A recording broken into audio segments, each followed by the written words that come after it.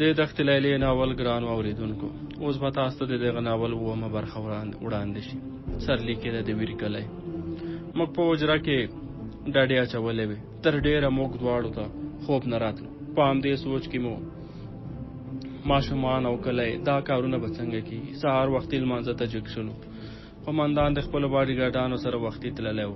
موږ د هغه راتګ ته انتظار پاتې وو. 2 ورځې تېرې شوې. په 3مه ورځ هغوی را ورسېدل.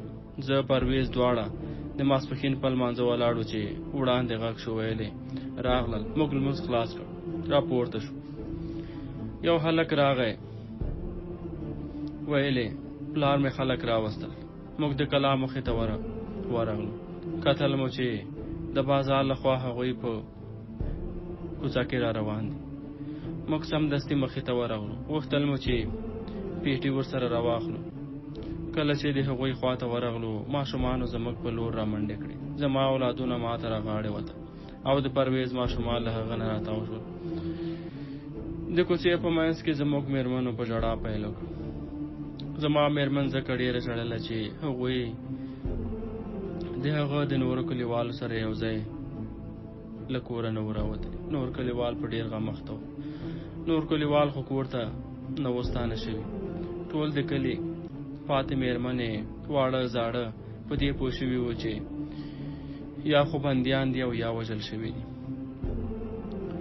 د قومندان شیرخان د خپلو کسانو سره زموږ ګډې راوستې او د هغوی کلا ته ننوتل. په کلا کې 6 کوټې وې. د ځای مشکل نه و. ښځې او ماشومان سره په کوټو کې وویشل. موږ نارینه حجرې ته لاړو. د قومندان وسلوال 4 تنه له کلا بهر په څار بوخت. شیرخان وویل راځئ موږ 3 واړه به په حجره کې کښېنو. لږ شېبه وروسته چای راوړل شو. چای مو وڅښې چې قومندان شیرخان خپلې خبرې داسې پیل کړې: شمس الدین خانه، له ژونده مې زړه تور شو. داسې کار د نړۍ په تاریخ کې نه دی شوی لکه ستاسې په کلي کې چې شوی دی. په هغه لوی کلي کې چې له خلکو ډک و، هېڅ پاتې نه دي. نارینه یې وژل شوي او پاتې کسانو کډې کړي دي. په ټول کلي کې وګرځېدم، ویر دی او ژړاګانې دي. په هره کوڅه کې چې ورتلم، په غیر له ژړا مې نور څه نه دي اورېدلي. توبه توبه څه حال دی ستاسې په کلي کې. ستاسې په باب مې چا نه پوښتنه وکړه. څه مې نه شو ویلی. یوازې مې په پټه توګه ستاسې د میرمنې سره وکتل او ستا په هکله مې ورته ټول جریان تیر کړ. د نورو ماماګانو کورونو ته یې لاړ نه شو، ځکه چې که چېرته ستاسې کورونو ته تللی وای، رسوایي ګډېدله. واړه مې بیا په اسانه نه شوی رایستلی. دوی ته مې ځان ور وښود. لومړی مې ورته ځان ور وپېژند او ستاسې د خولې ځواب او نښې مې ورته وویلې. پس له هغې دوی ټول سړک ته راووتل. 2 ګاډو کې کېنول او را مې وستل. بې له هغې نه د کلي پاتې ښځې او ماشومان د تېښتې په حالت کې وو. هر چا خپلې کډې بارولې. له ما سره بغیر له دې 4 تنو نه نور د تنظیم کسان را سره وو. دا ځینې خبرې خوند نه راکوي چې په خوله یې یاد کړم. د یوه قومندان سره مې شپه وه. هغه راته ټولې کیسې وکړې. هغه په خټه ترکمن دی. میرمن یې تاجکه ده، ولې ما سره له پخوا نه دوست دی. په غیر له تنظیم او جهاد نه ما د هغه سره ډېر کلونه یو ځای په څو جبهو کې تېر کړي دي. یو له بله مو هېڅ راز پټ نه دی. د دې ماشومانو په رایستو کې را سره تر پایه مرسته وکړه. بېګا نابل بېګا مې ورسره شپه وه. د تېرو څو شپو تېرې شوې ټولې کیسې یې راته وکړې. هغه دا خبره هم راته وکړه: بغیر له دغه کلي، یعنې ستاسې د کلي نه بغیر په نورو کلو هم همدغسې عملیات شوي. خو یاره په دې کلي کې له حده زیات ظلم شوی دی. ما ویل د ظلم بچی ته په دې عملیاتو کې وي. که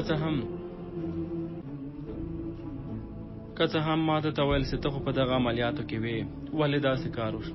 قسم مې راته وکړ. ویل چې ښځه دې راباندې خور وي چې زه قصداً په خپل کور کې وم. 1 هفته به وظیفه کې نه وم. زه خبر وم چې په دې کلو باندې همدغسې عملیات کوي. زما کسانو به راته راپور راوړ. وخت په وخت به خبرېدم. غم او غوسه مې پسې لا زیاتېدله. ولې چاره څه وه؟ زما په وس پوره نه وه.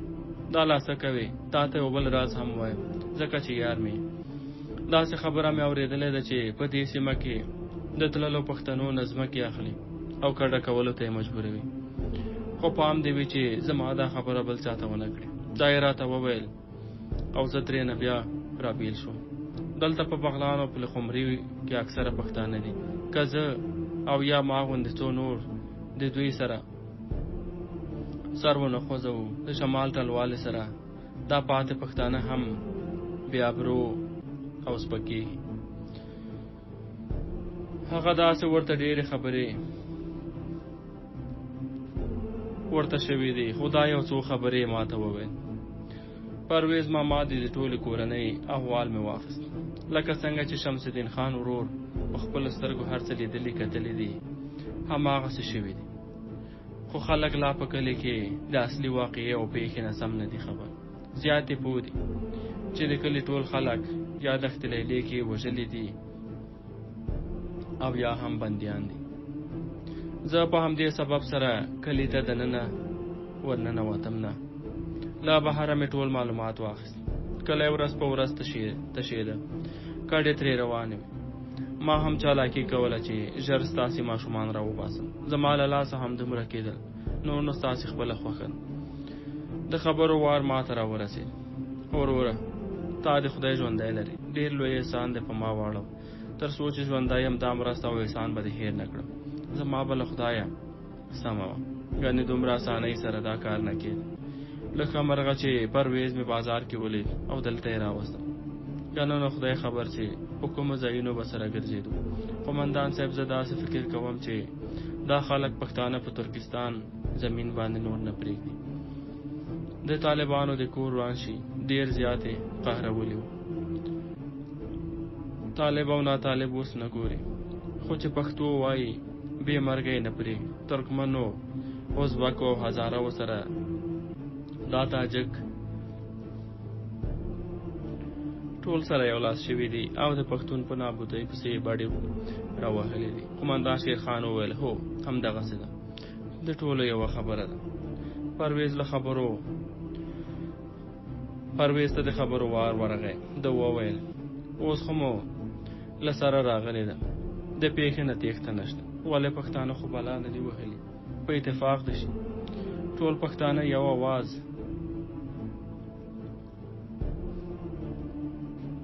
او یو موټی شي، ټوله دنیا او امریکا هم ورته ماته نشي ورکړي چې دا وطن د پښتنو اکثریت خاوره له پخوا زمانې نه را په دې خوا یې خارجي یرغلګرو نه دا خپله خاوره ساتلې ده او هغوی ته یې کلک ځوابونه ورکړي. دا اوس دا خلک د امریکایي او انګلیس عسکرو د قوتونو په زور پښتانه وژني، له خپلې ځمکې یې باسي، د القاعده او طالب په نوم یې خارجیانو په تپه ګوته کوي. دا عمل غیر انساني او غیر افغاني عمل دی. دا خارجي قواوې باید پوه کړی شي چې په قرار کېناستو خو نه کېږي. قومندان د پرویز خبره ونیوله. ویلې ماما جانه که رښتیا را باندې وایې په کوم پښتون دا آواز جګوي. په دا 25 کالو کې د پښتون پاچاهي نه کوله، خو اصلا هغوی له سره پښتانه نه وو، د پردو غلامانو. سبا ته همدا خبره ده او بیا هم همدغه حال دی. د پښتنو کیسه د مفته ده، د ځان مال او بچو غم دی خوره. پښتانه پرېږده چې تشه لاپې شاپې وکړي. هغه پخواني پښتانه نن نه دي پاتې. ما بیا د خبرو وار ونیو. ما وی شیرخان قومندان صاحب ستا د خبرو سره زه موافق یم، خو یوازې دومره ویلی شم چې داسې هم نه ده چې دوی څنګه فکر کړی دی. په افغانستان کې ټولو سیاسي ډلو ټپلو خپل وار تیر کړی دی. هر چا د افغانستان خلکو ته خپلې نادودې پرېښودي. نن د شیر پنشیر او شمال ټلوالې هم خپل وار تیر کړی. ولې دا ناروا چې دوی راخیستې ده. هیڅ چا په تاریخ کې داسې کار نه دی کړی لکه چې دوی وکړ. په افغانانو هیڅ کله د چا بدل چاته نه دی پاتې شوی. تر څو به داسې وي زموږ غټ عیب او قصور دا دی چې سره په اتفاق نه وي. پخوا هم همدا خلک وو، دوی له موږ شور نشو خوړلی، خو دا ځینو پښتنو له لاسه په موږ داسې شپې ورځې راغله چې ټولې نړۍ ته یې لکه د ببو غوندې ور وپېژندلو. ته ووله د یو ملک پاچاهي چې طالب ته پاتې شي، د یو ملک پاچاهي چې طالب ته پاتې شي. نو داسې ملک کله په نړۍ کې روغ پاتې کېږي. خامخا تر همدې لاندې راځي. قومندان صاحب هم سر وخوځوه، وویل ستا خبره سمه ده. مطلب د پښتون شمله راټیټه شو. طالبانو خو د بل چا په مرسته د 2 تنو لوړپوړو خرڅ شوي غلامانو له لاسه ماتې وخوړله چې په خپله مخه ولاړه. په نوم طالب خو یې ټول پښتانه وځپل شول او په شمال کې ټول بې کوره شو. کورونو ته یې اور ورته شو. ځوانان او سپین ږیري یې ووژل. هر څه چې په دې اوس به یې په ځان تېروه. پرویز رانه خبره ونیوله. ویل شمس الدین خان ورور راځه چې اوس د خپلو ماشومانو او د خپل سر غم وخورو. شپه په وتو ده. اوس به خپلې خبرې وکړو او څه تصمیم لري چې څنګه وکړي. ما وایي زه خو وروره ستاسې ته صفا خبره کوم، او هغه دا چې ژوندی یم نور به خپل کلي ته لاړ نه شم، ځکه چې په کلي کې څوک نه دي پاتې. اوس نو هلته ژوند خوند نه راکوي. ځمکه او کلا مالونه مې دې خان ته پاتې دي. زړه مې دی چې څه موده وروسته دغه ځمکه کلا هر څه خرڅ کړم، څو خپل وطن ته ولاړ شم. پاتې ژوند د خپل پلار نیکه په پخواني کلي کې تېر کړم. سبا ته به له خیره د کابل په لور وخوځېږو. رښتیا قومندان صاحب، د پخواني کلي د سالنګ لاره څنګه ده؟ تګ راتګ پرې کېږي؟ هغه وی هو، تر پرونه خو د سالنګ لار خلاصه وه، چې خلاصه وه ښه ده. موږ به سبا سهار ته په خیر سره له تاسې نه رخصت واخلو. قومندان صاحب شیرخان وویل ماما ولې، یو څو شپې خو به مو راسره تېرې کړې وای. ما وایي تاسې دې الله ژوندي لري، که ژوند باقي و یو ځل بیا به څه موده پس بېرته راځو، ستاسې احوال خامخا اخلم. پرویز وویل ستاسو دې الله مل شي، تاسو د خدای په خیر خپل وطن ته ورسوي. موږ به تر هغې دلته یو نو تر څو چې وروسته نور څه پېښېږي. نور نو شپه زیاتي په وتو. قومندان صاحب وویل اوس ویده شو. سهار به له خیره سره بیا څنګه ستاسې چې خوښه وه هغسې به وکړو. شپه تېره شوه. سبا وختي لمانځه ته پاڅېد. وروسته بیا چای وڅښل شو. قومندان شیرخان وختي یو تن په موټر پسې بازار ته ولېږم. لږ شېبه وروسته هغه راغی. ویل موټر یې دربس تر کابله راوستی دی. موټروان ویل سوالۍ دې راوله چې حرکت وکړو. د سالنګ لار نامعلومه غوندې وه. څومره چې په وخت لاړ شو ښه ده. ما خپله مېرمنې ته ویل واړه در سره سنبال کړه چې ځو. په دې وخت کې قومندان شیرخان او پرویز دواړو جیب ته لاس کړ. پیسې یې راوویست او ما ته یې ونیو.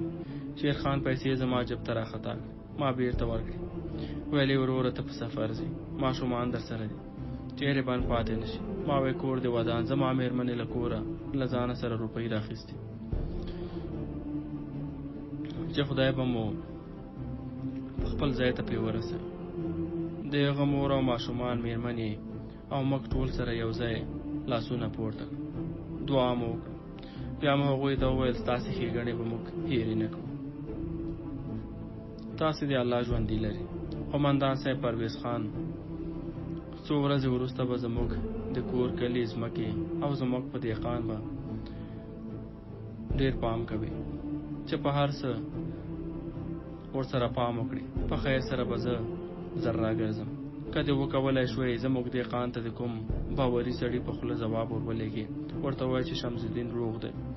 خپل واړه یې د څو ورځو لپاره ممندرې ته به ولیدي. څه موده وروسته بېرته راځي. زما خو اصلي خبره ستاسې سره ده چې زه بېرته که ژوندی وم خپل کلي ته دوباره نه ورګرځم. زه به په کلي کې څنګه سترګې غړوم، ورونه خپلوان او کلیوال به نه وي، او زه به یوازې په کلي کې ژوندی ګرځم. نه دا نشم کولی. پرېږده چې زه هم خپلو کلیوالو او پښتنو ته خپله پښتو او ننګ ور وښیم. پرویز جانه که چېرته کلي ته لاړې، په ټول کلي کاڼو بوټو او کلاګانو ونو مې سلامونه وایه. اوس نو د خدای پامان د کور له ټولو غړو نه مو خدای پاماني واخیست. بښنه مو ترې وغوښته. یوازې شیرخان او پرویز را سره تر موټره ولاړل. د پلخمري ښار د کابل موټر تمځای ته ورسېدو. زموږ موټر تیار و. ماشومان موټر ته ور وختل. ما له قومندان او پرویز خان نه خدای پاماني واخیستله. دوی لا ولاړ ول چې موټر روان شو. هغوی راته لاسونه خوځول چې زموږ موټر په دوړو کې را پناه شو. پای.